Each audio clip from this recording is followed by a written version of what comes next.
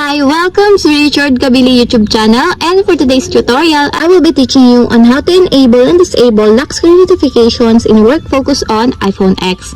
But first, kindly subscribe to this channel and don't forget to hit the subscribe button and the bell to notify you for my new updates. And let's start.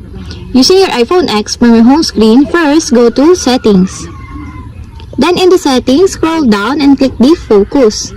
Then after that, in the Focus, choose the Work. Then in the Work Focus, click the options under the notifications. Then after that, in the notifications options, find the show on lock screen. And as you will see, there's a switch button on the right side of it. Then all you have to do is just click it to enable until it becomes green. When the show on lock screen is enabled, it shows silence notifications on the lock screen instead of in notification center. And if you want to turn off, just turn again the switch button to turn off or disable.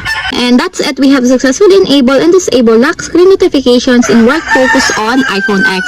If you have a question, kindly comment down below and don't forget to hit the subscribe button and the bell to notify you for my new updates. And thank you for watching!